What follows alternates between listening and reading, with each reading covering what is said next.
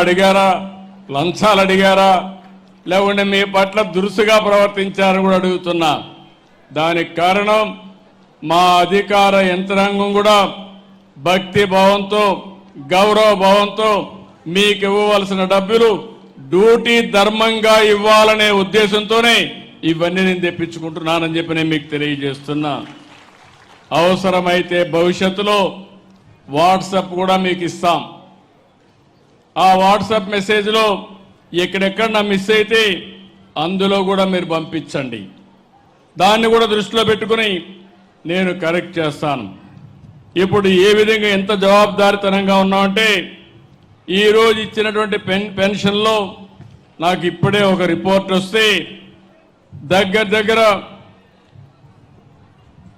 89.4% 0.30 మీటర్ల డిస్టెన్స్లో మీ ఇంటి దగ్గర ఇచ్చారు.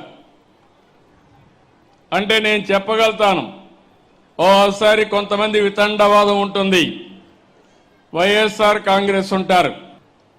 ఒక గౌరవప్రదమైనటువంటి ప్రశాంత్ రెడ్డి, ప్రభాకర్ రెడ్డి గారి సతీమణి ఎమ్మెల్యే, ఆవిడ క్యారెక్టర్ను గురించి ఇష్టానుసారంగా నోరు బారేసుకున్న వ్యక్తిని మందలించాల్సింది పోయి నేరుగా అక్కడికి వెళ్ళి ఆయన ఇంకా రెచ్చగొట్టు, నువ్వు తిట్టు, ఆడవాళ్లపైన ఆంబోతుగా మాట్లాడు, నేనున్నానని చెప్పే ధైర్యం వచ్చిందంటే ఈ ఆడబిడ్డలను అడుగుతున్నా, ఇలాంటి దుర్మార్గులు రాజకీయాల్లో ఉండాలనా అని మిమ్మల్ని అడుగుతున్నా. ఆడబిడ్డలందరినీ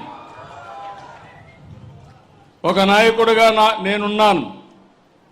మా పార్టీలో ఎవరైనా తప్పు చేస్తే ఖండించాలి, కట్టడి చేయాలి, అవసరమైతే వాళ్ళ మీద కఠిన చర్య తీసుకోవాలి. అప్పుడే అందరూ భయపడతారు. నేను కూడా ప్రోత్సహిస్తే ఇంకా వాళ్ళకు అడ్డు ఆపు ఉండదు, ఇష్టానుసారం చేస్తారు. ఎలాంటి వ్యక్తులంటే నిన్న నెల్లూరు పోయాడు. నెల్లూరులో బిల్లాలో బంగారుపాలెం ఉంటుంది. బంగారుపాలెం పోయినప్పుడు వచ్చిన జనాభా టీవీలో వేసిన ఇది తీసుకొని నిన్న టీవీలో ఆ స్క్రోలింగ్ పెట్టి నిన్న మనుషులు వచ్చినట్టు నిన్న వేసే పరిస్థితికి వచ్చారంటే మీరు గుర్తుపెట్టుకోవాల్సింది, ఆ సాక్షి పేపర్లో ఏది వచ్చినా దాన్ని మీరు నమ్మితే గోదావరి పట్టుకొని ఇది కుక్కతోక పట్టుకొని గోదావరి ఇదినిట్టే అవుతుంది. జాగ్రత్తగా ఉండండి. మభ్య పెడతారు, మోసం చేస్తారు, మిమ్మల్ని ముంచేసే పరిస్థితికి వస్తారు.